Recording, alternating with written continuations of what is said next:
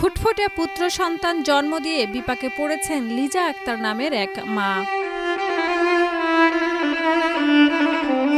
চাঁদের মতো সুন্দর শিশুটির হাসিতে উপস্থিত সবার মন ভরে উঠলেও নিমিষেই সব খুশি যেন ম্লান হয়ে যাচ্ছে। আমার বাচ্চা একটু প্রতিবন্ধী হয়েছে। জন্মের সময় শিশুর কোমর থেকে 2 পা নেই, ডান হাত পরিপূর্ণ হলেও বাম হাত বৃদ্ধি পায়নি যথাযথ। তৃতীয় সন্তানের মুখের দিকে তাকিয়ে মায়ের মমতা জেগে উঠলেও ছেলেকে মেনে নিতে চায় না বাবা। এমনকি শিশুটিকে দূরে কোথাও ফেলে আসার পরামর্শ দিয়েছেন বলে অভিযোগ পাওয়া গেছে।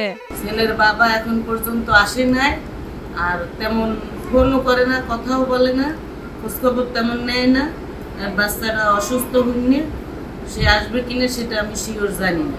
একটি সন্তানের জন্ম যখন পরিবারে আনন্দের প্রধান উপলক্ষ হয়ে ওঠে, সেখানে লিজা আক্তারকে পড়তে হয়েছে অনিশ্চিত এক জটিলতায়। তবে পরিস্থিতি বিবেচনায় সিজার সহ চিকিৎসার যাবতীয় খরচ মওকুফ করে দিয়েছে সংশ্লিষ্ট হাসপাতাল কর্তৃপক্ষ।